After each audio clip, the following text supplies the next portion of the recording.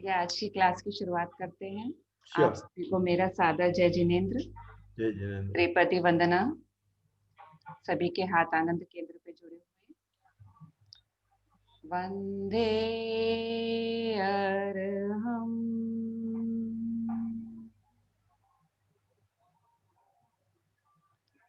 वंदे गुरुवरम।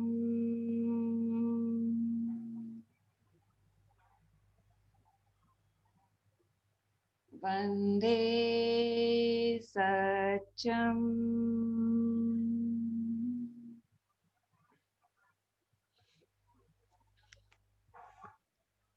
आज की क्लास, जैसा कि आप सभी को इंफॉर्मेशन मैसेजेस के थ्रू जा चुकी है, हम आज अनुभव साधना के, हमें सीनियर ट्रेनर हमारे साथ जुड़े हुए हैं मुकुंद जी से।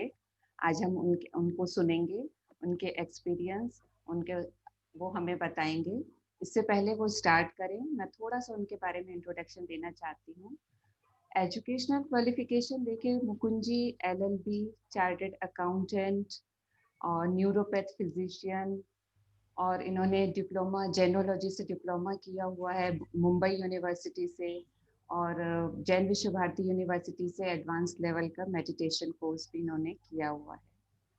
तो आज अभी हम सुनते हैं मुकुंद जी से। लेवल 2 के सभी स्टूडेंट्स को मेरा जय जिनेन्द्र, और उनको लीड करने वाले सभी जो प्रशिक्षक है उन सभी को मेरा प्रणाम। सबसे पहले तो मैं प्रेक्षा के प्रणेता गुरुदेव आचार्य महाप्रज्ञ जी के प्रति कृतज्ञ हूँ, और इस कोर्स के व्यापक व्यवस्थापक का मैं आभार व्यक्त करता हूं कि मुझे इसके योग्य समझ के मेरा प्रत्यक्ष अनुभव प्रेक्षा मेडिटेशंस के बारे में मैं आपसे शेयर करने वाला हूं। जैसे बताया गया परिचय में कि मैं भी एक प्रेक्षा का प्रशिक्षक और पहले स्टूडेंट था। साथ में करीबन पिछले 5 साल से नियमित तौर पे 2 घंटा सुबह 4 से 6 घंटा का समय 5 साल से नियमित मैं प्रेक्षा ध्यान की साधना कर रहा हूँ। और इस साधना से मुझे कई फायदे हुए हैं। मैं आपसे उनकी जानकारी दूंगा ताकि आपको इस कोर्स के बारे में सभी को मालूम पड़े। हालांकि आपने सभी लेवल 2 के स्टूडेंट है, isn't it no yes sir. वन्ना जी? जी सर। Fine fine. अभी देखिए, जैसे मैं करीबन 2004 से 2014 यानी कि 10 साल के पीरियड में मैंने विश्व के कई ध्यान की जानकारी प्राप्त की है। ऑलमोस्ट बहुत से ध्यान की, जिसमें सबसे ज्यादा मैं विपश्यना में बहुत इन्वॉल्व था और विपश्यना से काफी प्रभावित था। लेकिन 14 में मुझे, जब मैंने बॉम्बे यूनिवर्सिटी से जैनोलॉजी का कोर्स किया, तब मुझे ये जानना की बहुत जिज्ञासा थी कि जैन धर्म में मैंने इतने सारे ध्यान सीखे समझे, लेकिन जैन धर्म का कोई ध्यान की मुझे मालूमात नहीं थी। तो मुझे किसी ने बताया कि प्रेक्षा ध्यान जैन धर्म में बहुत ही प्रचलित है और बहुत ही अच्छा ध्यान की साधना है। 2015 से मैं जुड़ा था। पहली शिविर मेरी 2015 में, और with in very short period मैंने कम से कम 5 लगातार शिविर 10-10 दिन की लागनू में की है। और जब मुझे मालूम पड़ा कि भाई ये जो विपश्यना मैं जिससे प्रभावित हुआ था वो तो प्रेक्षा ध्यान का हार्डली 10% ही है। It is only concentration method. उसके आगे ज्यादा कुछ नहीं है एक्सेप्ट चित्त की जो निर्मलता थी उसके लिए थोड़ी जानकारी थी। लेकिन प्रेक्षा ध्यान में मैंने देखा कि एक पूरा पैकेज है कि इसमें बहुत सी विधियां, और ये सभी विधिया को प्रमाणित किया है वैज्ञानिक के तौर पे।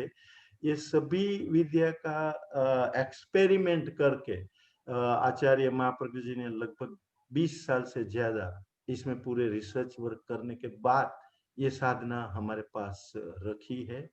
और इससे जैसे फायदा मेरे ख्याल से आप सभी को सिखाया ही गया होगा और आप सबने देखा भी होगा कि इसमें शारीरिक, मानसिक, भावनात्मक, आध्यात्मिक और व्यवहारिक लाभ, इसके जो मुख्य मुख्य खाली लाभ मैं आपको बताऊं तो करीबन 21 लाभ है। और ये 21 के 21 का मुझे फायदा प्रत्यक्ष हुआ है। पर्टिकुलरली पेक्सा ध्यान में अपने औदारिक शरीर यानी कि स्थूल शरीर से लेके आत्मा की अनुभूति और उसके बीच में आने वाले हर एक चीज को बहुत ही बेहतरीन ढंग से हमें समझाया है। खाली ये सब भी मेरे ख्याल से पेक्सा ध्यान से लेवल 2 में है। तो खुद के जो अगर साधना कर रहे होंगे तभी जाके उनको ये बेनिफिट मालूम पड़ा होगा। तो सबसे जो इम्पोर्टेंट है वो ये कोर्स में ये है कि प्रत्यक्ष खुद इसका अनुभव लीजिए कि भाई क्या फायदे होते हैं। और कोई शंका नहीं है, कोई संशय नहीं है कि इसमें जो फायदे दिखाए गए हैं वो आपको ना हो। अगर नहीं हो रहे तो आपकी कहाँ ये विधियां करने में कहाँ कमियां हो रही है। लेकिन इसमें पूरी तरह से ये पेक्सा ध्यान जो है एक उसमें शरीर के बारे में लेवल 2 में तो मुझे मेरे ख्याल से अपना जीवन विज्ञान की भी जानकारी दी गई होगी। तो शरीर से लेके और उसमें जो जीवन विज्ञान का कोर्स है इतना संक्षिप्त में बहुत ही बेहतरीन ढंग से हमें सिखाया गया है कि आप कैसे, शरीर क्या है, उसकी रचना क्या है, कैसे वर्क करता है। और स्थूल शरीर से लेके हम आगे चले तो फिर हमारा जो मन है, इंद्रिया है, वचन है, हम जो बोलते हैं वो श्वास, द्रव्य, भाव, मन, चित्त, काफी जानकारी है। और इसमें ये अंत तक की यानी कि आत्मा की अनुभूति की एक साधना है। और मैंने खुद ये आत्मा की अनुभूति की साधना की है। और पेक्सा ध्यान जैसे मैंने बताया कि एक पूर्ण पैकेज है। अभी रहा सवाल कि भाई इसमें आपको क्या ध्यान रखना है, पर्टिकुलरली लेवल 2 के बाद में जब आप प्रशिक्षक बनने जा रहे हैं तो एक जब तक आपको अनुभूति नहीं होएगी तब तक आप डेफिनेटली इस कोर्स को इतना बेहतरीन ढंग से नहीं समझा सकेंगे। इसके लिए खास तौर पे मेरा एक सुझाव भी है कि आप पर्सनल एक कम से कम आधा घंटा नियमित तौर पे ये साधना कीजिए। अभी जब मैंने प्रशिक्षक था तो एक घाटकोपर में हमारे जोली जिम खाना है, वहाँ के चेयरमैन ने एक ऑर्गेनाइज किया था शिविर का। और शिविर के पहले ही वर्ग में वो बोले मेरे पास समय नहीं है। जब मैंने उनको बताया कि खास तौर पे जिसके पास समय नहीं है ना उसके लिए ही ये साधना है। मैं ये इसलिए बता रहा हूँ कि मेरे 2 घंटे की साधना की वजह से बाकी के 23 आवर्स, बाकी के समझो 22 घंटे होते हैं, 22 घंटे में पूरा चार्ज रहता हूँ। इसमें एक ऐसी एनर्जी हमारे साथ रहती है। आज मेरी एज 70 है और मैं करीबन 17 घंटा कंटिन्यूस वर्क करता हूँ, 17 घंटा। And work is restricted to business, but मेरा स्वाध्याय, वांचन, मेडिटेशन, ये सभी चीजें मुझे बहुत ही हेल्प किए हैं। और एक सेल्फ कॉन्फिडेंस हमारे में बढ़ जाता है। इसमें खास तौर पे ज्यादा कुछ नहीं, खाली पर्सनल एक्सपीरियंस आप करते ही रहे। और मुझे पूरा विश्वास है कि इसके जो एक 5 पॉइंट आपको मैं बताता हूँ, वो 5 पॉइंट आप ध्यान में रखेंगे तो 100% आप आपके गोल को, अगर आप बिजनेस में है तो आप आपके बिजनेस के गोल हासिल कर सकेंगे। मैं तो पूरा ये आध्यात्मिक वे में मेरा समय बिता रहा हूँ और आध्यात्मिक वे में काफी मुझे समझ हुई है। ये रिस्ट्रिक्टेड जरूरी नहीं है कि भाई आध्यात्मिक की ही बात होवे। जैसे मैंने बताया कि शारीरिक कि स्वास्थ्य भी हमारा इतना अच्छा रहता है। आज जब मैंने 2015 में प्रेक्षा ध्यान जुड़ा था, तभी मुझे डायबिटिक, ब्लड प्रेशर, ये सभी बीमारियां थी, उसकी गोलियां चल रही थी और करीबन 2 साल से ये सभी गोलियां बंद हो गई हैं। I am physically fit at the age of 70 years। And one more thing I will tell you, मैं आपके साथ खास शेयर करूंगा कि मेरे फैमिली में टोटल 9 लोग हैं, जिसमें 3 किड्स है और 6 एडल्ट है। हमारे घर में 5 एडल्ट को कोरोना हुआ था, मुझे कोरोना नहीं हुआ। हमारे डॉक्टर को आश्चर्य हुआ, वो बोल रहे थे कि सबसे एल्डर आप है और आपको कोरोना क्यों नहीं हुआ। जब मैंने बोला कि भाई एक रोग प्रतिकारक शक्ति का ध्यान है, एक छोटा ध्यान है, 4 ही मिनट का ध्यान है, मैं नियमित तौर पे करता हूँ और इसी वजह से मैं आज दिन तक कोरोना से तो मुक्त हूँ, लेकिन मेरी एनर्जी है वो डे बाय डे इतनी इंक्रीज होती है कि यू वॉन्ट बिलीव, एक एक क्षण के लिए मैं बोल रहा हूँ, मुझे ऐसे नहीं लगता है कि अरे कंटाला आ रहा है, अरे ये क्या, नहीं। और काफी चीजें क्लियर हो जाती है। समझो मैं बात करता हूँ तो the thoughts are clear, the acts are clear. तो मैं आपसे एक विनती करता हूँ कि खास तौर पे अगर आप एक आधा घंटा भी नियमित तौर पे इसके लिए आप देंगे तो 100% आपका कम से कम 23 घंटा, 22 घंटा जो बचता है, आप जितना देंगे बाकी का समय, इवन नींद भी, मैं आपको बोलूं तो रात को 9 बजे मेरा नियमित तौर पे करीबन लास्ट 2 साल से 9 बजे, यानी कि समझो ना 9:05 को मैं बेड में गया और 2 ही मिनट में गहरी नींद आती है। आज मेरे पास ये एक बेल्ट है जो नींद की फॉर्मूला मापता है। तो मैं जितना समय सोता हूँ उसमें से करीबन 90% डीप स्लीप होती है। यानी जो 5 से 6 घंटा ही मैं सोता हूँ उसमें से करीबन करीबन 4.5-5 घंटा डीप स्लीप होती है। हालांकि मैंने फिर ऑब्जर्व किया कि बाकी के लोग की डीप स्लीप जो हमारे घर में है, हमारे सर्कल में है, 2 से ढाई घंटा ही होती है। लेकिन मेडिटेशन से सबसे पहली चीज तो एक तो आपको डीप स्लीप मिलेगी, ताकि शारीरिक बेनिफिट्स होता है। फिर आएंगे कि मानसिक, तो मानसिक भी आपका माइंड इतना बैलेंस रहेगा कि कोई भी सिचुएशंस, कोई भी परिस्थिति में आपको कहाँ भी दिक्कत नहीं होगी। You can able to solve the any difficulties. तो ये सभी चीजें काफी बेनिफिट्स है और खुद आप अनुभव करेंगे तब आप जानेंगे। मैं आपको 5 पॉइंट बोल रहा था कि सबसे पहले तो आप एक लक्ष्य बनाओ कि भाई मुझे प्रेक्षा ध्यान करना ही है, नियमित तौर पे आधा घंटा करना है। और एक समय आप फिक्स कर लो कि भाई सुबह करना है, शाम को करना है, जो आपके समय की कन्वीनियंट है, लेकिन नियमित तौर से करना है तो आपको रिजल्ट आएगा। लक्ष्य बना लो। लक्ष्य के बाद दृढ़ संकल्प कि भाई कोई भी मुश्किल है, कोई भी तकलीफ है, कोई भी समस्या है, लेकिन मुझे ये करना है।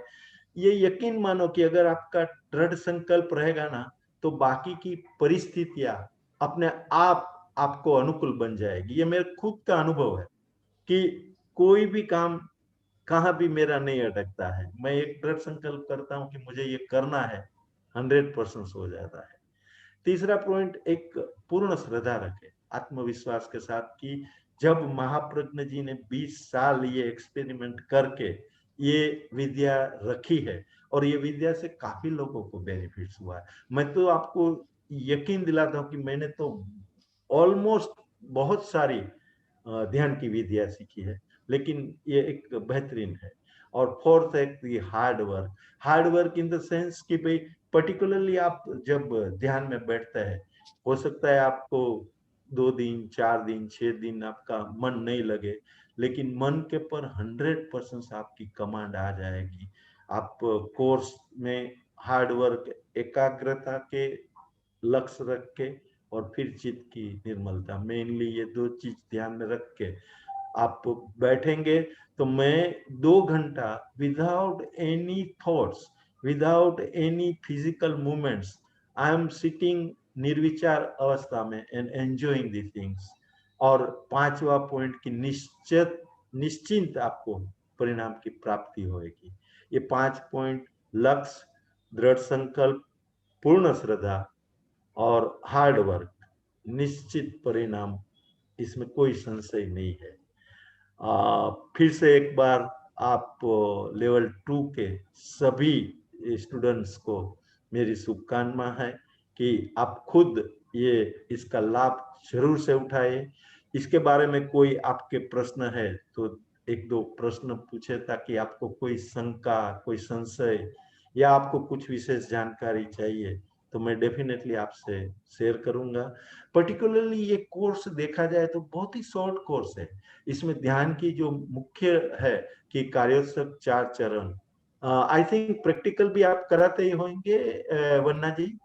जी सर, प्रैक्टिकल क्लासेस हो गई हैं। ऐसे हम होते ही लोग है ना। एक एक टॉपिक पे एक एक महीना एक एक टॉपिक लेकर के very good, very good, very sessions good. लेते हैं। तो और सर, ये तो लेवल 2 के यानी कि चैतन्य केंद्र अपेक्षा, लेक्सा ध्यान, शरीर अपेक्षा, श्वास अपेक्षा, अनुपेक्षा, जी बस सर। यही कोर्स है, ज्यादा कुछ कोर्स नहीं है। मैंने खुद का शेड्यूल ऐसे बनाया कि 2 घंटे में मैं ये पूरी सभी ध्यान की विधियां 2 घंटे में कर लेता हूँ, जी सर। कार्योसक से लेके लास्ट अनुपेक्षा तक। फिर से एक बार मैं सभी का धन्यवाद अदा करता हूँ, और वन्ना जी, रेणु जी दोनों का मैं आभारी हूँ। और आपको कुछ प्रश्न या जानकारी है तो पूछिए, अदरवाइज आपका जो रेगुलर है कोर्स वो जारी रखिए। जी सर। सर, आपका बहुत बहुत धन्यवाद। आपके वक्तव्य से सभी को आशा है बहुत ही मोटिवेशन मिला होगा, और सब हम समझ सकते हैं कि इतना अच्छा ये ध्यान के परिणाम कि हम कोरोना जैसी महामारी से भी, एग्जाम्पल हमारे सामने है सर, आप खुद एग्जाम्पल के तौर पे हमारे सामने हैं, तो हम इस पे भी विजय पा सकते हैं। एक बार फिर सर, पूरी टीम की तरफ से आपका बहुत बहुत धन्यवाद। अब हम आज की क्लास आगे बढ़ाते हैं। श्योर हमारे श्योर, कैरी ऑन। प्रेजेंटेशंस हैं आज के। टॉपिक है प्रेक्षा गीत, प्रेक्षा वेरी गुड, ध्यान गीत। वेरी प्रेक्षा गुड। ध्यान गीत सभी बहुत अच्छे से परिचित हैं। इसकी एक एक लाइन में जो प्रेक्षा ध्यान का मर्म छुपा हुआ है। तो आज हमारे 5 पार्टिसिपेंट्स हैं, एक एक पद को लेंगे और उसकी व्याख्या करेंगे। तो सबसे पहले प्रेजेंटेशन के लिए मैं हैं प्रभाजी जैन सूरत से।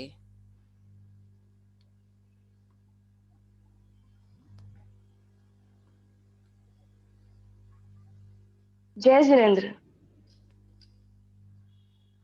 जी प्रभा शुरू जी। करूं? जी प्रभा जी, शुरू कीजिए। वंदे गुरुवरम, वंदे गुरुवरम, वंदे गुरुवरम। आचार्य श्री तुलसी द्वारा रचित प्रेक्षा गीत में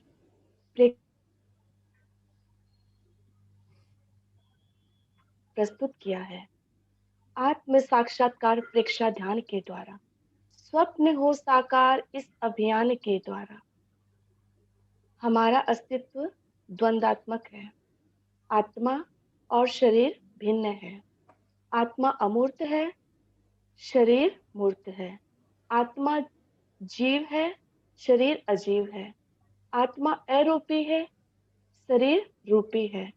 आत्मा अरस है, अगंध है, शरीर का रूप भी है और गंध भी है। अमूर्त आत्मा के साक्षात्कार का एक ही मार्ग है, एक ही उपाय है, एक ही विकल्प है, ध्यान।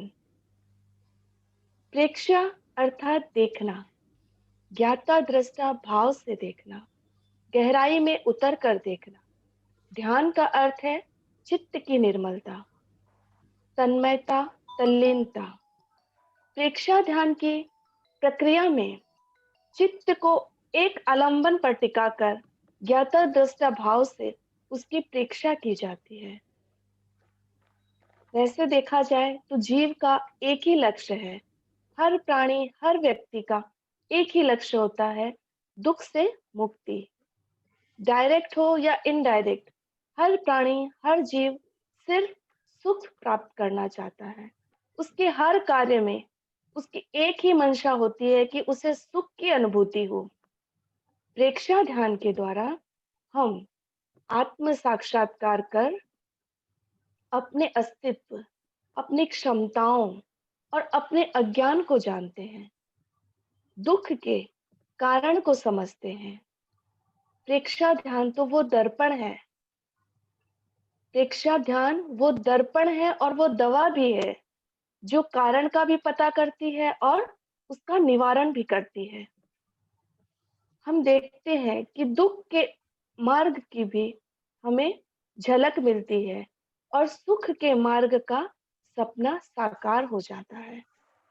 प्रथम पद में ध्यान की प्रक्रिया का वर्णन करते हुए आचार्य श्री कहते हैं, आत्मना आत्मावलोकन है यही दर्शन, अंतरात्मा में सहज हो सत्य का स्पर्शन, क्षीण हो संस्कार अंतर ध्यान के द्वारा, संपिखई अपगम परिणम, आत्मा के द्वारा आत्मा को देखे, स्वयं स्वयं को देखे। यही देखने की प्रक्रिया ही दर्शन की प्रक्रिया है। ज्ञान आत्मा से कषाय आत्मा को देखना है, ज्ञान आत्मा से योग आत्मा को देखना है। सिर्फ देखना ही नहीं बल्कि ज्ञाता दृष्टा भाव से देखना है। प्रेक्षा ध्यान में मुख्य आलंबन होता है हमारा शरीर, और शरीर के भीतर शरीर में निहित होते हैं अन्य तत्व जैसे श्वास, प्राण, मन, लेशा और कर्म संस्कार। चित्त चेतना का लक्षण है। इस दृष्टि से हम ये कह सकते हैं कि ध्यान के लिए दृष्टा भी हम हैं और दृश्य भी हम हैं। कहते हैं ना कि ध्यान ही वो माध्यम है जो हमें शारीरिक सच्चाई का से परे आत्मिक सच्चाई का अनुभव कराती है। विज्ञान भी अपने परीक्षण के द्वारा सत्य ढूंढता है। अपने औजार, उपकरण, यंत्रों के द्वारा वो सिर्फ पदार्थ और परमाणु तक ही सीमित रहता है। चेतना उसका विषय नहीं है, लेकिन अध्यात्म के योगी जो है वे चेतना को मानते हैं, आत्मा की स्वतंत्र सत्ता को स्वीकार करते हैं। प्रेक्षा ध्यान द्वारा जब हम स्थूल शरीर से सूक्ष्म शरीर की यात्रा करते हैं, सूक्ष्म शरीर की ओर प्रस्थान करते हैं, तब अनेक सत्य उद्घाटित होते हैं। दृष्टा और दृश्य दोनों का भेद प्रकट होता है, भेद विज्ञान सिद्ध होता है। जो बरसों पुराने कर्म पुद्गल हमारी आत्मा से चिपके हुए हैं, वो कर्म संस्कार भीतर के अनुसंधान से, चित्त की तल्लीनता से, ध्यान की गहराई से जब हम ध्यान मग्न हो जाते हैं, तब वो सारे कर्म संस्कार क्षीण हो जाते हैं। जय जिनेंद्र। ओम अरहम प्रभा जी। सर, अब आप क्वेश्चन।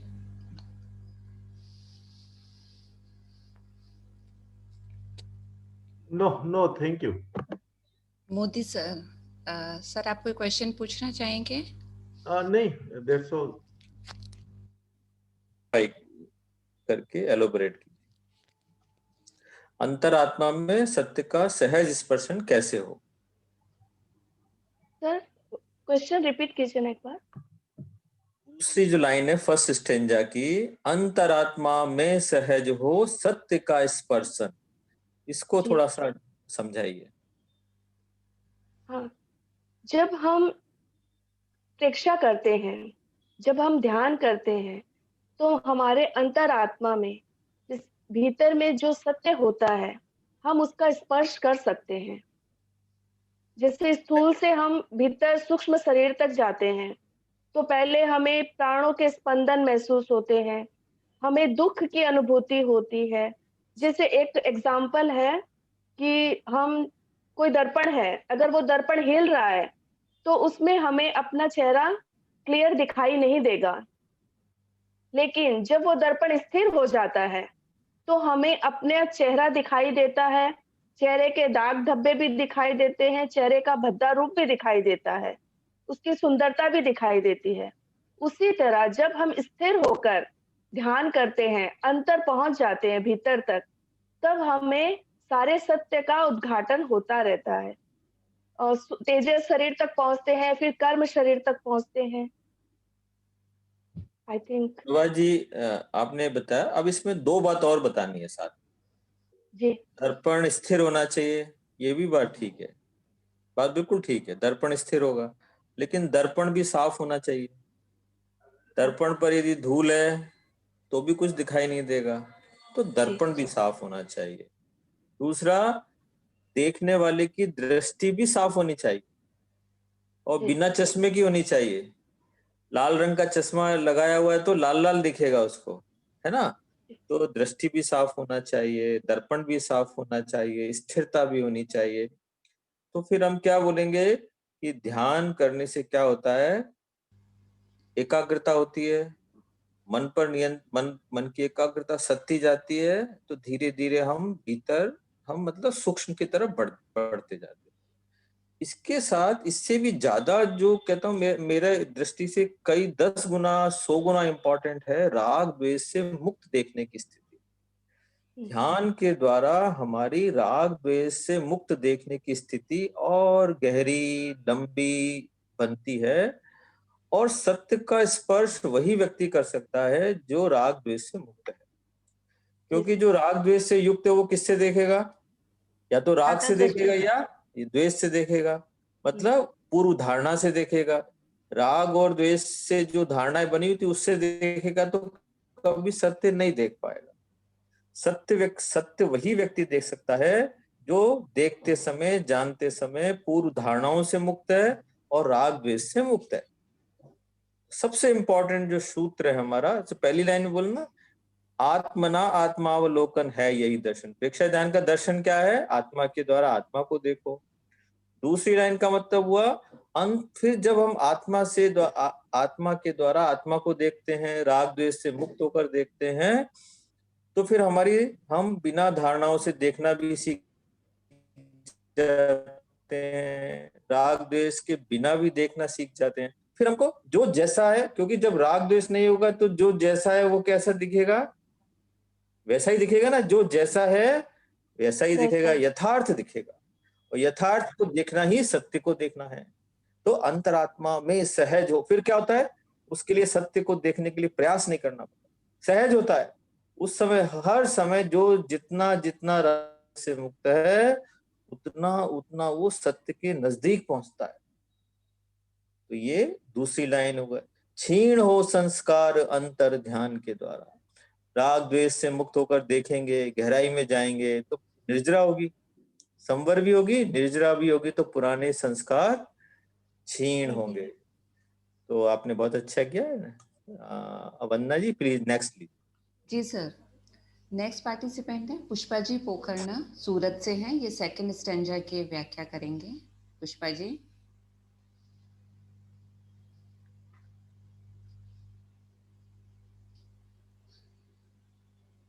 आराध्य के श्री चरणों में सभक्ति वंदना। प्रेक्षा आवाज आ रही है? जी जी पुष्पा जी आप बोलिए। ओके। प्रेक्षा प्रणेता आचार्य श्री महाप्रज्ञ जी के चरण कमलों में सभक्ति वंदना। प्रेक्षा ध्यान साधना के सभी साधकों को मेरा सादर जय जिनेन्द्र। प्रेक्षा गीत के रचनाकार है गणाधिपति गुरुदेव श्री तुलसी। प्रेक्षा गीत के दूसरे पद में उन्होंने प्रेक्षा ध्यान के निष्पत्तियों पर प्रकाश डालते हुए लिखा है, मानसिक संतुलन जागृति और चित्त समाधि, और चित्त समाधि, निकट आती दूर जाती, व्याधि आदि उपाधि, व्याधि आदि उपाधि, प्रेम का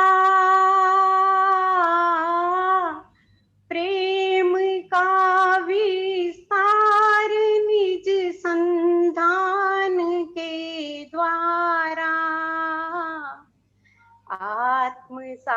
साक्षात्कार प्रेक्षा ध्यान के द्वारा।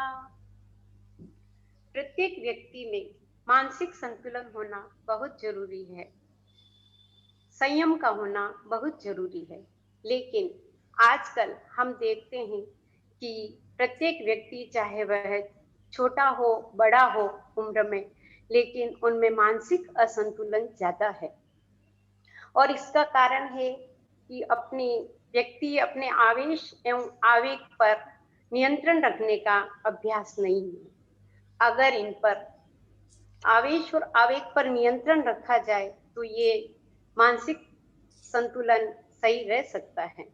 जी हाँ, प्रेक्षा ध्यान के द्वारा मन की जागरूकता बढ़ती है, संयम का विकास होता है और एकाग्रता बढ़ती है, विवेक चेतना जागृत होती है, जिससे व्यक्ति इन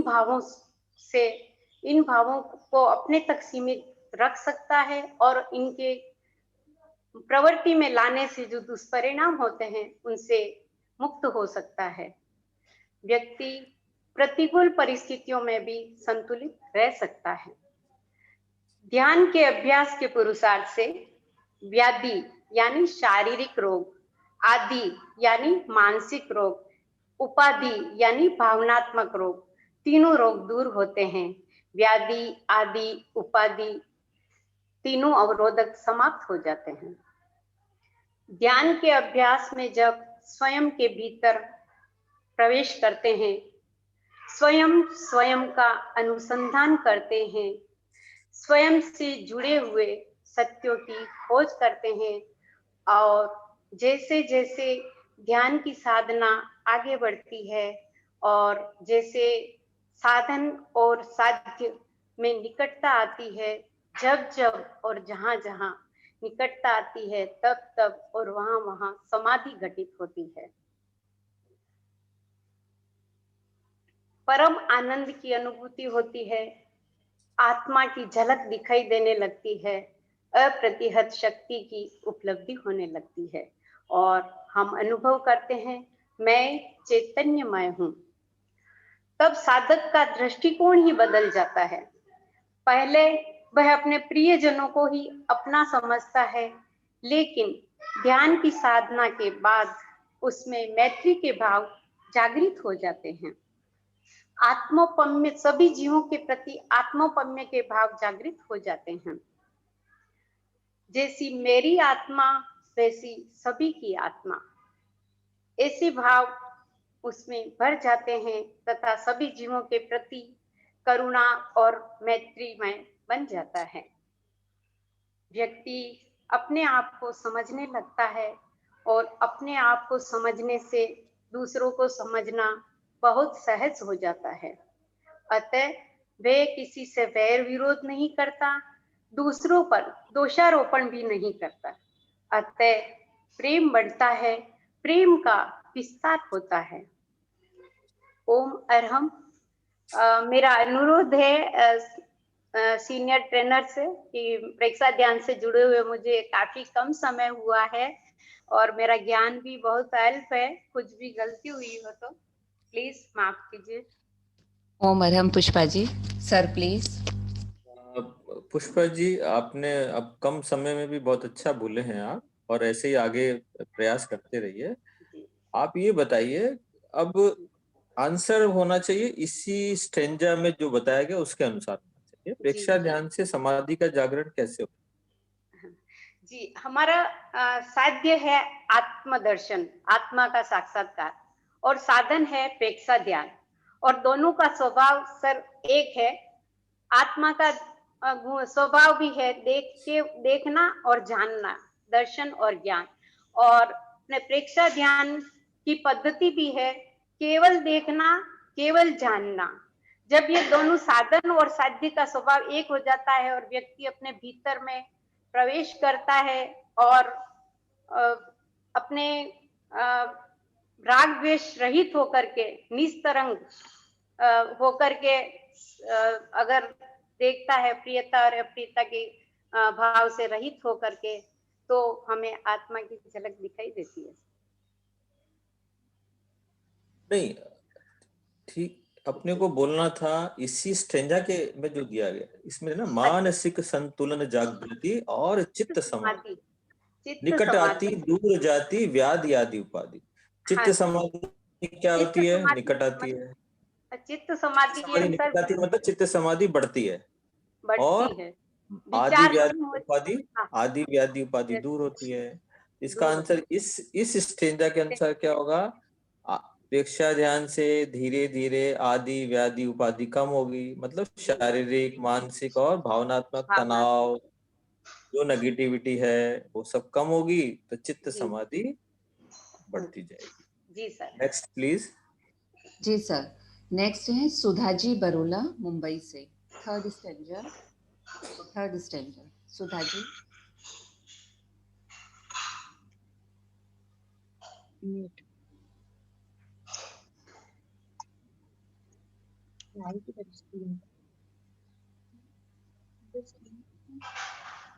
सुधाजी आप स्टार्ट कर सकते हैं। हाँ।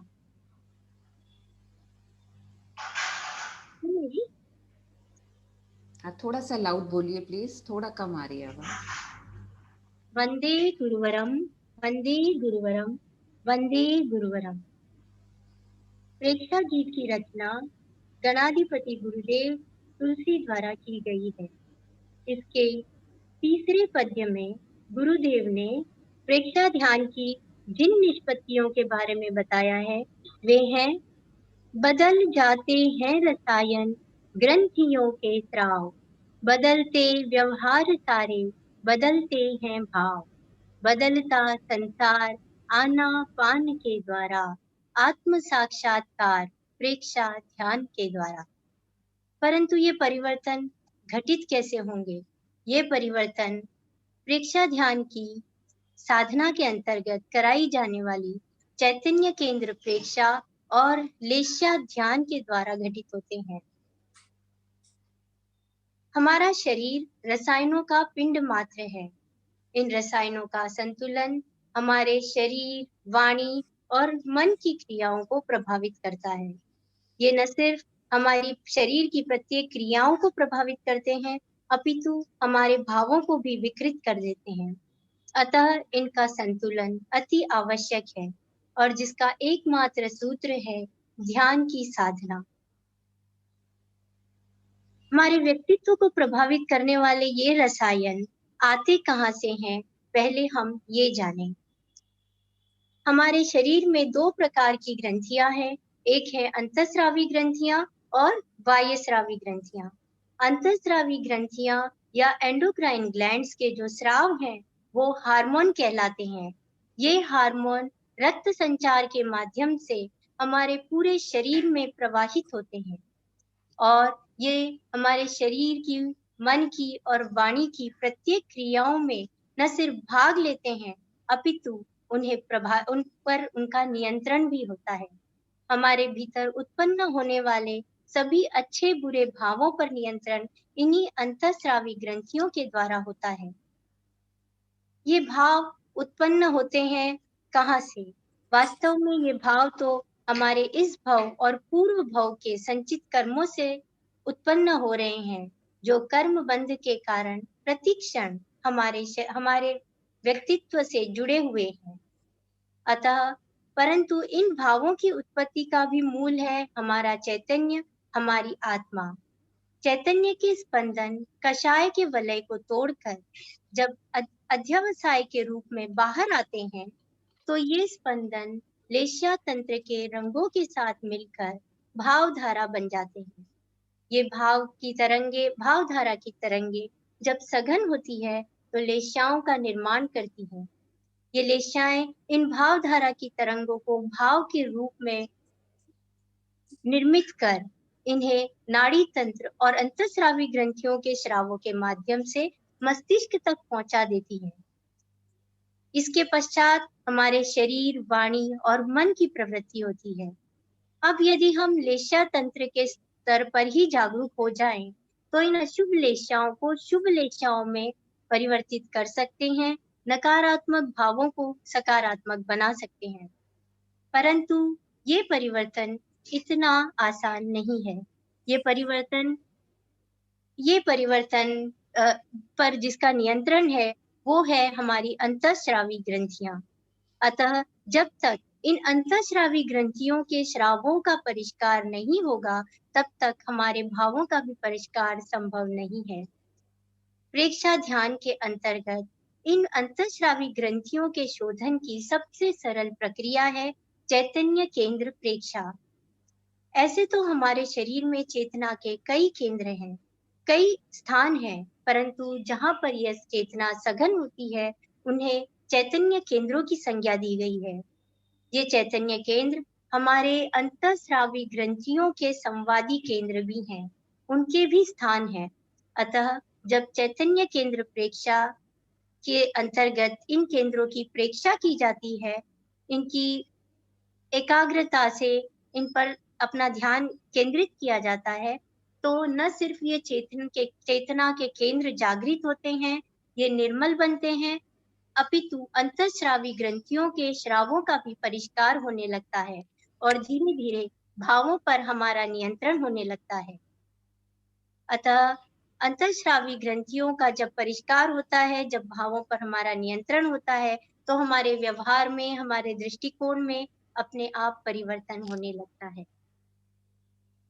अब हम श्वास को हमारे अस्तित्व के स्तर पर देखें तो हमारा अस्तित्व दो तत्वों से बना हुआ है, शरीर और आत्मा। शरीर के बिना आत्मा का कोई अस्तित्व नहीं और आत्मा के बिना शरीर कोई प्रवृत्ति नहीं कर सकता। परंतु हमारा अस्तित्व इन दो तत्वों का संयोग है। परंतु इन दो तत्वों के बीच जो सेतु का काम कर रहा है वो है हमारा श्वास। इसलिए प्रेक्षा ध्यान की साधना में श्वास के आलंबन को बहुत महत्व दिया है। इसके 15 अंगों में एक अंग है श्वास प्रेक्षा। जब हमारे मन में कई विचार आने लगते हैं तो मन की चंचलता बढ़ जाती है और जब मन की चंचलता बढ़ती है तो श्वास की गति भी बढ़ जाती है। जब श्वास प्रेक्षा के द्वारा हम आते जाते श्वास को देखते हैं, श्वास का संयम करते हैं, तो हमारे मन पर हमारा नियंत्रण होने लगता है, विचार अपने आप शांत होने लगते हैं और हमारा मन भी शांत हो जाता है। श्वास को भावों के स्तर पर देखें तो जब तीव्र राग द्वेष के भाव हमारे भीतर उत्पन्न होते हैं तो प्रति मिनट श्वास की जो संख्या है वो बढ़ती जाती है। अतः जब श्वास प्रेक्षा के द्वारा हम श्वास का संयम करते हैं, श्वास को दीर्घ बनाते हैं, तो ये तीव्र राग द्वेष के भाव है वो उन पर हमारा नियंत्रण होने लगता है और ये भाव अपने आप धीरे धीरे शांत होने लगते हैं। अतः जब श्वास प्रेक्षा के द्वारा हमारे मन पर हमारा नियंत्रण होता है, हमारे भावों पर नियंत्रण होता है, हमारी जागरूकता बढ़ती है, हम वर्तमान में जीना सीखते हैं, हमारी भीतर अनंत शक्तियों का जागरण होने लगता है और एक दिन हमें आत्मा का धीरे धीरे साक्षात्कार होने लगता है। इससे हमारा सारा संसार बदल जाता है। ओम अरहम। ओम अरहम सुधा जी। सर, भाव परिवर्तन के लिए जैसे आप बोल रहे हैं कि ग्रंथि केंद्र के बिना भाव नहीं बदले जा सकते, ऐसे ही बोला ना आपने? हाँ। ऐसा नहीं है। देखो, भाव परिवर्तन के लिए श्वास प्रेक्षा से भी भाव बदलता है, कायोत्सक से भी भाव बदलते हैं। भाव शुद्धि प्रेक्षा ध्यान के 8 अंगों से ही होती है। पहली बात तो ये, केवल एंडोक्राइन ग्लैंड से नहीं होती है। एंडोक्राइन ग्लैंड्स तो भाव को नाड़ी तंत्र के स्तर पर प्रकट करने का एक चैनल है, मुख्य चैनल है। इसलिए ये कहना गलत हो जाएगा कि एंडोक्राइन ग्लैंड्स के बिना भाव नहीं है। हम सीधे लेशा तंत्र का लेशा जब सफेद चमकते हुए श्वेत रंग का ध्यान करते हैं तो भी भाव बदलते हैं। वो सीधे लेशा तंत्र के स्तर पर ही भाव बदल जाते। एंडोक्राइन ग्लैंड्स तक तो भाव आ ही नहीं पाते, मतलब अशुभ भाव आ ही नहीं पाते, वहीं रुक जाते। तो ये कहना एक पक्ष हो जाएगा कि ग्रंथि तंत्र पर नियंत्रण से ही भाव है। तो अपने को ये भी बताना पड़ेगा कि भाव परिवर्तन 8वां अंग से भी होता है, लेशा का शुभ लेशा का ध्यान करने से भी डायरेक्ट भाव परिवर्तन हो सकते हैं। तो ये दोनों तरीके से भाव परिवर्तन, यदि हम केवल इस स्टेंजा की बात करें तो हमको क्या है, 8वां अंग से भी होगा, लेशा से भी होगा। और एंडोक्राइन ग्लैंड्स का संतुलन भी कैसे हो पाएगा?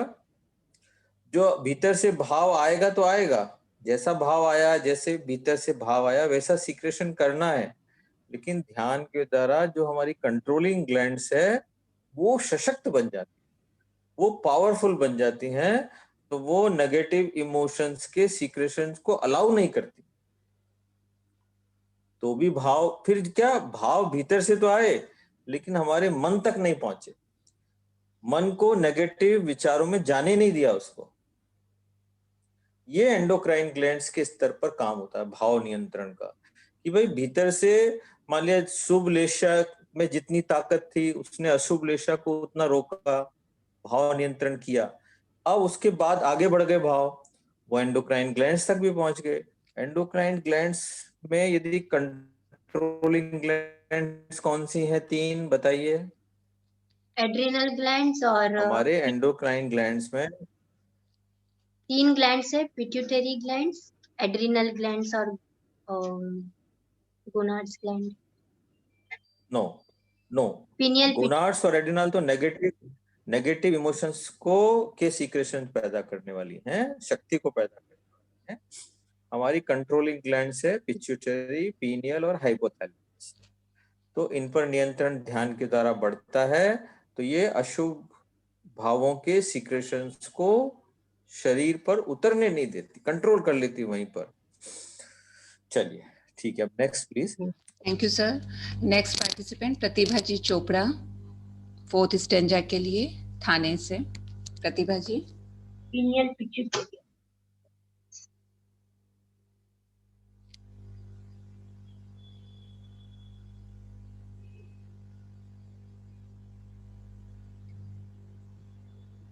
प्रतिभा जी अनम्यूट करिए अपने आप को।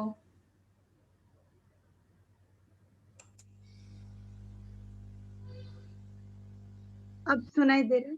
जी जी प्रतिभा जी बोलिए। वंदे गुरुवरम, वंदे गुरुवरम, वंदे गुरुवरम। आदरणीय राजेंद्र जी एवं उपस्थित सभी परीक्षा प्रशिक्षकों से जय जिनेन्द्र। मुझे गुरुदेव द्वारा रचित गीत, जिसमें उन्होंने गागर में सागर भरा है परीक्षा ध्यान के सार को, के 4थे स्टेंजा पर अपनी प्रस्तुति देने का प्रयास कर रही हूँ मैं। समस्या आवेग की है विकटतम जग में, विकटतम जग में आदतों की विवशता है व्याप्त रग रग में, व्याप्त रग रग में हो रहा उपचार इस अवदान के द्वारा, आत्म साक्षात्कार प्रेक्षा ध्यान के द्वारा। जैसा कि हम सब इस चीज से वाकिफ हैं, जानते हैं कि आवेग, जिसे हम तनाव भी कहते हैं, इस युग की बहुत बड़ी समस्या है। और इसको इस युग की सबसे बड़ी समस्या, जो दूसरी समस्याओं को भी जन्म देने वाली है, कहूँ तो अतिशयोक्ति नहीं होगी।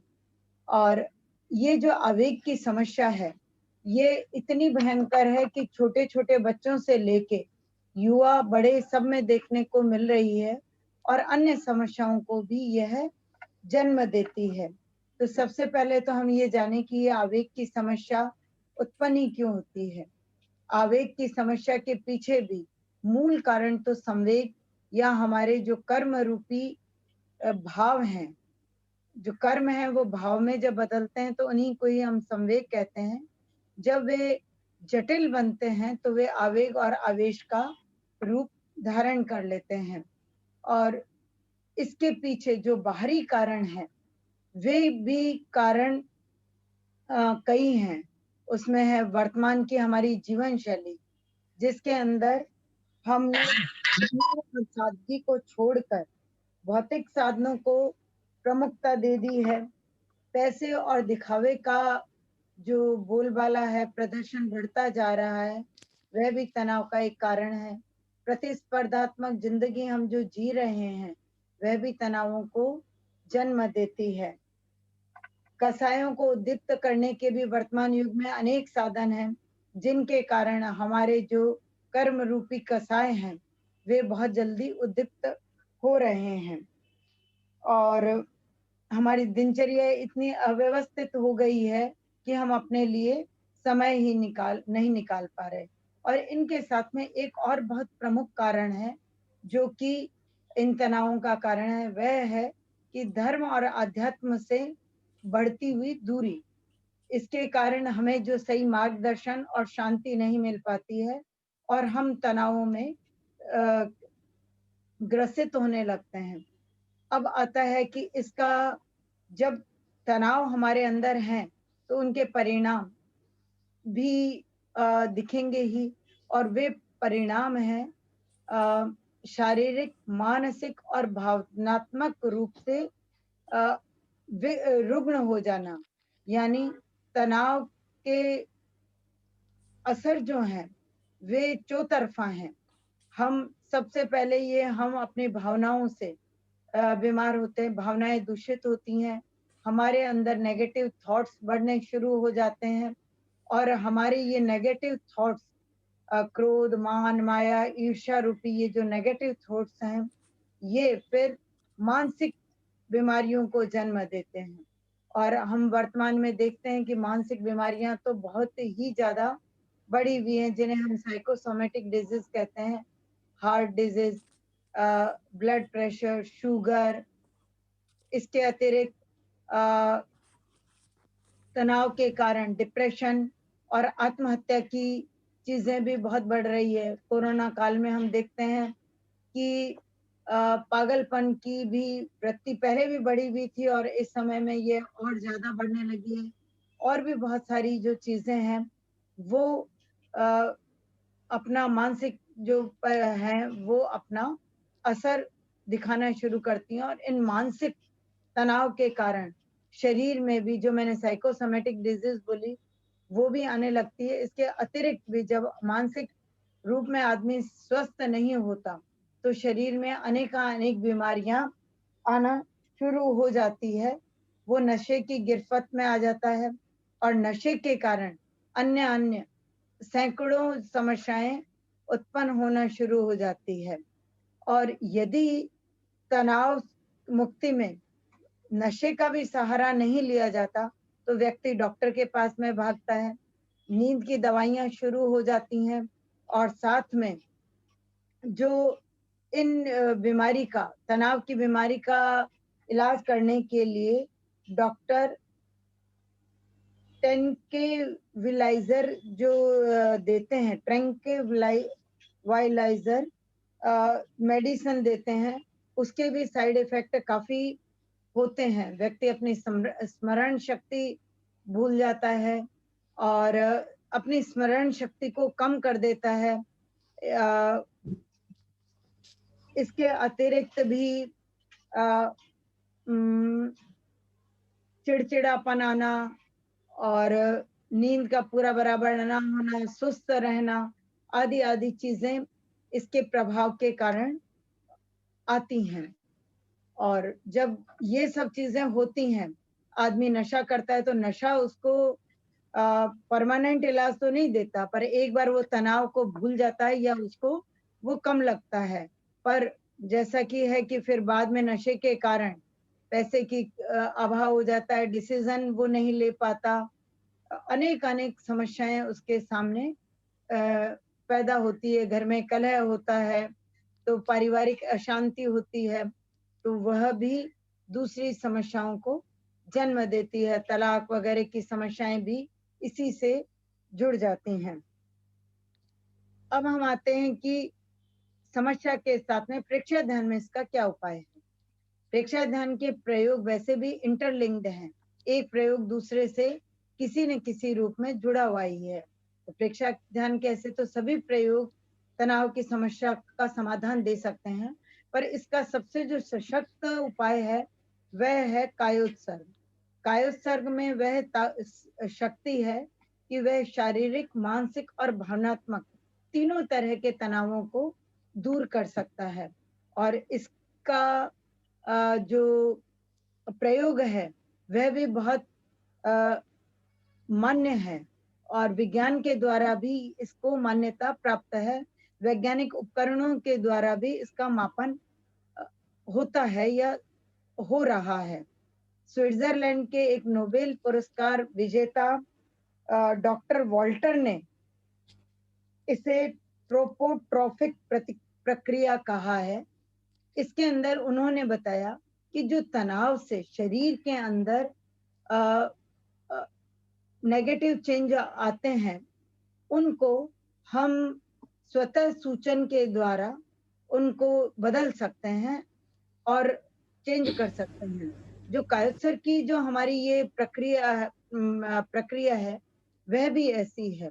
इसमें कोई जोर जबरदस्ती नहीं है, बल्कि हम पूरे प्रेम और शांत भाव से अपने शरीर को आए हुए तनावों को दूर करने का सुझाव देते हैं।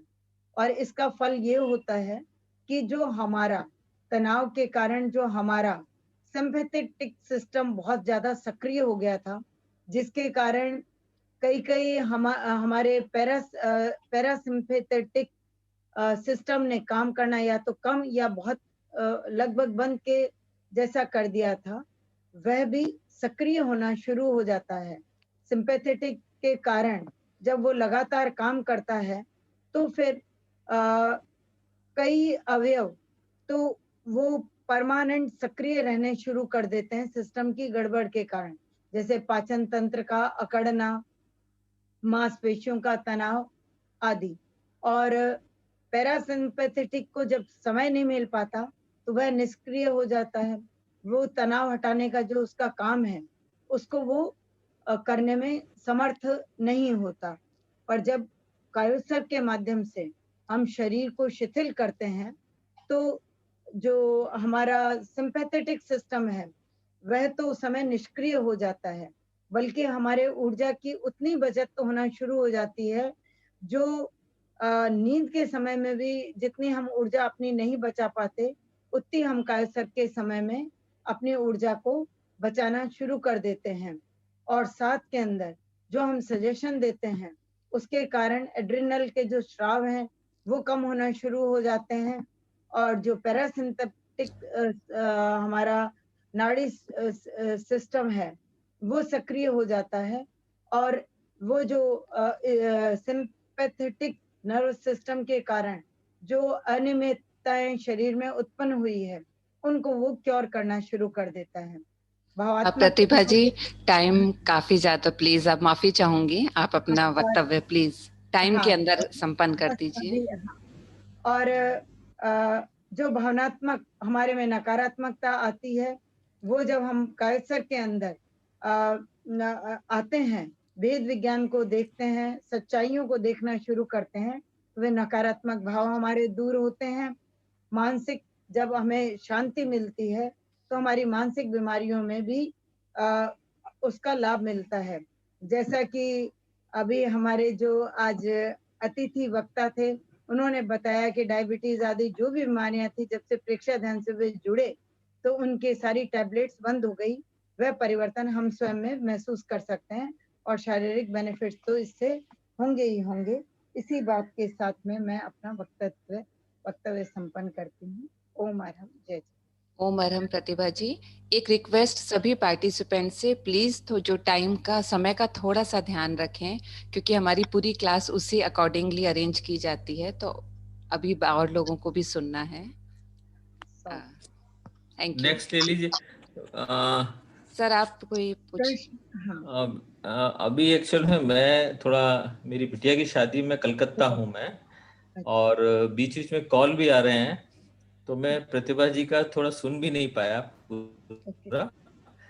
तो ठीक है सर, हम अगला अपन क्वेश्चन छोड़ देते हैं बस। जी सर। नेक्स्ट पार्टिसिपेंट ले लेते हैं सर। अलका जी सांकला सूरत से हैं, ये 5th स्टेंजा के लिए अपनी व्याख्या देंगे। अलका जी।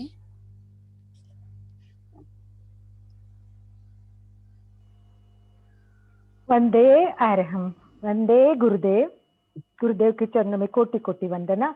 आदरणीय मोदी जी सर और प्रेक्षा प्रेमी भाइयों और बहनों, आचार्य श्री तुलसी द्वारा लिखित प्रेक्षा गीत बहुत सुंदर, अर्थपूर्ण और प्रेक्षा ध्यान का संपूर्ण सार बताने वाला है।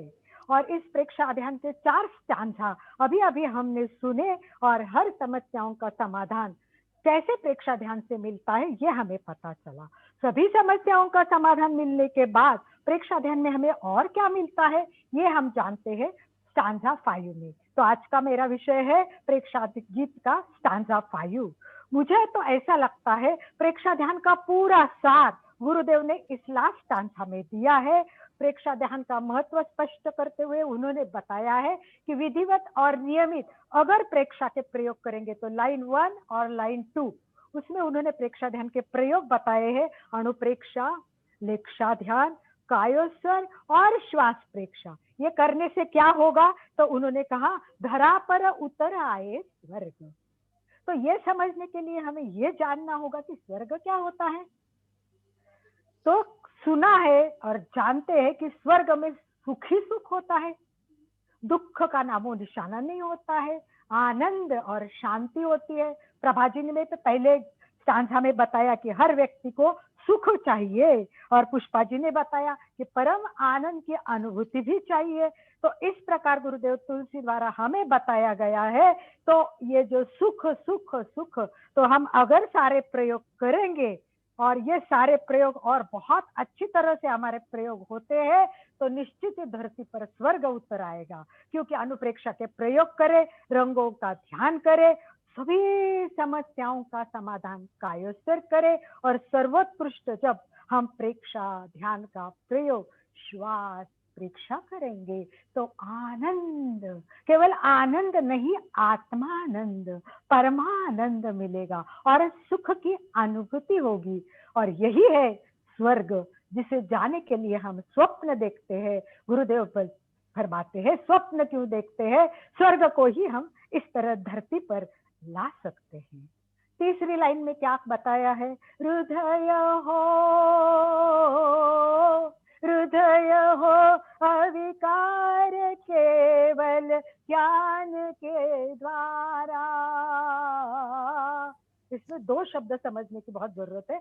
एक तो अविकार और केवल ज्ञान। तो हमारा हृदय है वो अविकार होता है। इसका मतलब क्या होता है, मुझे लगता है गुरुदेव कोई भी शब्द यूज करते हैं तो उसके पीछे बहुत बड़ा अर्थ होता है। तो इस पर मैंने काफी चिंतन किया, कुछ विदुषी और प्रबुद्ध व्यक्तियों के साथ चर्चा भी की और इंटरनेट पे मैंने अविकार का अर्थ देखा तो इतने अर्थ दिए हैं अविकार के अभी समय की मर्यादा में। और यहाँ गीत के संदर्भ में उपयुक्त उतना मैं बताती कि अविकार का सरल अर्थ है कि विकार रहित। तो हमारा हृदय विकार रहित होगा। कैसे होगा, वो केवल ज्ञान से होगा। अब केवल ज्ञान और प्रेक्षा ध्यान 2 यहाँ आए। तो केवल ज्ञान क्या होता है, तो एक दृष्टि से केवल ज्ञान होता है वो जैन धर्म में विशुद्ध ज्ञान होता है।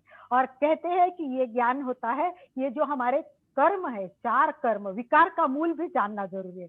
तो विकार का मूल है कर्म और हमारे जो कर्म होते हैं 4 पाप कर्म है वो सारे विकार निर्माण करते हैं। और ये विकार के कारण ही हमारे में बीमारी आती है, विकार आते हैं। और जब हम ध्यान करेंगे तो हमारे कर्मों का क्षय होगा और कर्मों का क्षय होगा तो हमारे विकार नष्ट हो जाएंगे।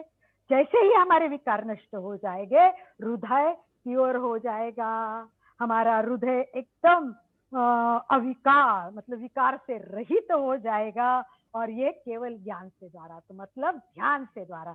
तो हम ये भी जानते हैं कि केवल ज्ञान इतना आसान नहीं होता, गौतम स्वामी के जीवन से पता चला है, पर ध्यान से केवल ज्ञान होता है। ये भगवान महावीर के जीवन से हमने समझा है। मैं इतना ही कहना चाहूंगी कि अंत में गुरुदेव ने हमें यही बताया है कि प्रेक्षा ध्यान से कर्म क्षय हो सकता है, धरती पर स्वर्ग आता है, हृदय अविकार होता है, और हो सकता है प्रेक्षा ध्यान से केवल ज्ञान भी प्राप्त हो सकता है। तो सब कुछ हो सकता है प्रेक्षा ध्यान के प्रयोग नियमित करने से।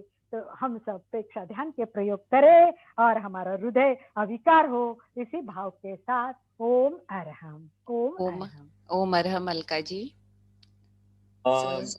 अलका जी से मेरा प्रश्न ये है कि उन्होंने बताया कि धरा पर स्वर्ग उतर जाएगा, तो स्वर्ग कैसे उतरेगा?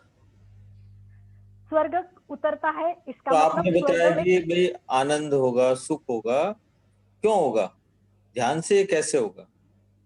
वही तो मैंने बताया कि प्रयोग जब करेंगे हम, पहले एक एक प्रयोग जैसे बताया कि अनुप्रेक्षा करो, फिर रंगों का ध्यान करो, और सारी समस्याओं का समाधान कायस्थ है वो करो, और उसके बाद सबसे बेस्ट प्रेक्षा ध्यान। जैसे जैसे ये प्रयोग करेंगे तो सारे दुख वो कम हो जाएंगे, नष्ट हो जाएंगे, और सुख की अनुभूति और आनंद ही आनंद, परमानंद, आत्मानंद मिलेगा। और वही सुख की अनुभूति है, वही जिसके सुख बोलते हैं वही स्वर्ग में होता है, वही धरती पर अनुभव करेंगे तो वही स्वर्ग होता है। नहीं, ठीक है, वो बात आपकी बात ठीक है। यहाँ जब कोई क्वेश्चन करेगा आपका स्टूडेंट, तो आपको लॉजिकली बताना पड़ेगा कि प्रेक्षा ध्यानी को दुख का अनुभव क्यों नहीं होता है। प्रेक्षा ध्यानी को दुख का अनुभव इसलिए नहीं होता कि उसके राग द्वेष अल्प हो जाते हैं, वो ज्ञाता दृष्टा भाव में रहना सीख जाता है। जो साधक ज्ञाता दृष्टा भाव में होता है वो हर घटना को क्या करता है, केवल जान लेता है, केवल देख लेता है, उसको भोगता नहीं है, मतलब प्रतिक्रिया में नहीं जाता है। जो साधक प्रतिक्रिया में नहीं जाता, केवल ज्ञाता दृष्टा है, उसको दुख का अनुभव कैसे होगा? जब केवल जान रहा है, केवल देख रहा है, तो क्या होगा? सुख, आनंद, तो आनंद रहेगा। तो प्रेक्षा, तो ये लॉजिकल पॉइंट भी बताना पड़ेगा साथ में स्टूडेंट को, तो उसकी समझ में आएगा कि वे राग द्वेष अल्प होते जाएंगे, ज्ञाता दृष्टा भाव बढ़ेगा तो प्रतिक्रिया कम होगी, प्रतिक्रिया कम होगी तो दुख का अनुभव भी नहीं होगा। किसी ने गाली दी, गाली को स्वीकार ही नहीं किया, केवल जान लिया, केवल देख लिया। सही है, बिल्कुल सही। थोड़ा सा ये कवर करना भी चाहती थी सर, पर 5 मिनट गाली में का चिंतन करना शुरू कर दिया राग द्वेष के कारण, कि क्यों दी, इसकी हिम्मत कैसे हुई, इसने मेरे साथ ऐसे कैसे कर लिया, उसको भूला ही नहीं। और वो महीनों तक वो एक गाली दी थी, उस आदमी ने अपने साले पता नहीं कितने कितने साल उसके कारण खराब किए, दुखी हुआ। तो ये बताना पड़ेगा लॉजिकली, तो फिर समझ में आ जाएगा कि नहीं, मुझे अब ध्यान करना चाहिए। ध्यान करूंगा तो परिवार में, समाज में कोई अप्रिय बात भी बोलेगा, कभी तिरस्कार भी कर देगा, कभी मेरी बात नहीं भी मानेगा, तो कभी मुझे बोलने का मंच पे मौका भी नहीं मिलेगा कभी। लेकिन मैं हर परिस्थिति में क्या रहूंगा, ज्ञाता दृष्टा भाव में रहूंगा, सहज रहूंगा, तो फिर प्रतिक्रिया नहीं होगी। ये बात बतानी पड़ेगी। दूसरी बात, आपने जो स्टेंजा में बताया ना, केवल ज्ञान उपलब्ध, ऐसी बात नहीं है। केवल ज्ञान 2 तरह के हैं, एक तो है सापेक्ष केवल ज्ञान, एक हो गया संपूर्ण केवल ज्ञान। जब पूर्ण रूप से मोह का नाश होता है, तो मोह का नाश होते ही 3 कर्म भी हमारे जो है ना, ज्ञानावर्णी, दर्शनावर्णी और अंतराय कर्म, ये तीनों तुरंत क्या हो जाते हैं, खत्म हो जाते हैं, तो केवल ज्ञान हो जाता है। ये तो हुआ संपूर्ण केवल ज्ञान। ये जब आ जाता है तो कभी जाता नहीं है, ये आता है तो फिर जाता नहीं है, फिर मोक्ष ही होता है। एक दूसरा केवल ज्ञान हमें ध्यान के दौरान भी होता है। जब हम श्वास परीक्षा करते हैं तो हम श्वास को केवल जानते हैं, केवल देखते हैं, वो भी केवल ज्ञान है। तो आचार्य तुलसी ने कहा कि जिसको अभी केवल ज्ञान नहीं हुआ तो उसको बाद में भी नहीं होगा। तो ध्यान के दौरान जब हम केवल जान रहे हैं, केवल देख रहे हैं, तो वो भी क्या है, वो है तो केवल ज्ञान, लेकिन वो क्या है, परमानेंट नहीं हुआ। क्यों नहीं हुआ? अभी पूर्ण रूप से कर्मों का क्षय नहीं हुआ, मोह का नाश नहीं हुआ।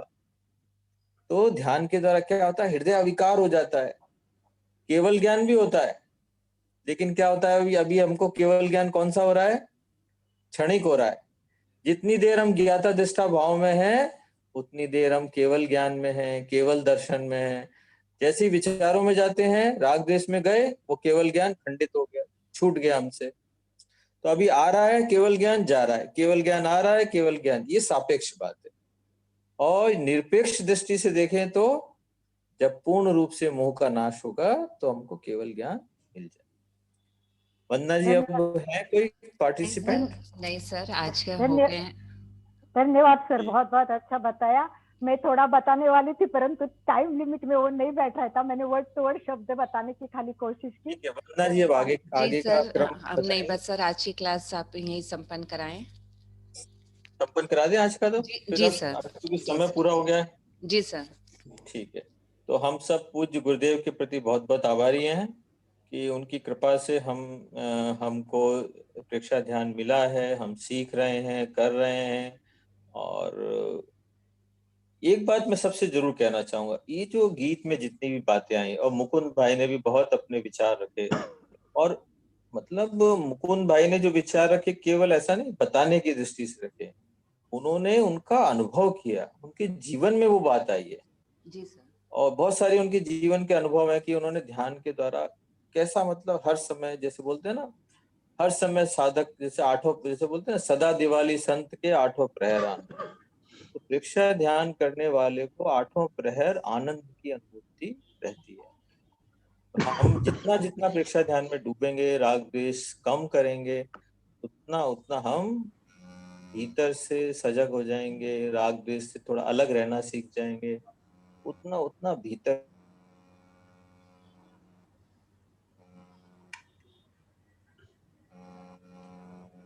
सभी के हाथ जुड़े हुए पूज्य गुरुदेव के प्रति कृतज्ञता ज्ञापित करते हुए, कृतज्ञोस्मि हम सब पूज्य गुरुदेव के आभारी। कृतज्ञोस्मि हम सब पूज्य पूज्य गुरुदेव के प्रति आभारी। कृतज्ञोस्मि हम सब पूज्य पूज्य गुरुदेव के प्रति आभारी हैं। कृतज्ञोस्मि हम सब आपके आभारी। बहुत बहुत आभारी हैं सर। आपके घर में शादी होने के बावजूद इतने बिजी शेड्यूल में सर आप कोलकाता भी आए हुए हैं, तो भी आपने हमें पूरा समय दिया। सर आपकी बेटी और आपके परिवार के लिए बहुत बहुत मंगल कामना। और ओम अरहम। धन्यवाद राजेंद्र जी, मैं भी आपका बहुत आभारी हूँ सर। आपके द्वारा ही ये सिखाया गया है, और life time means it is really achievement. जैसा आपने बोला ना सर, एक एक क्षण एंजॉयिंग, कोई भी सिचुएशन है। जी, हम सब गुरुदेव के प्रति आभारी। Thank you sir, thank you Mukund ji, thank you very much. सभी को ओम अरहम।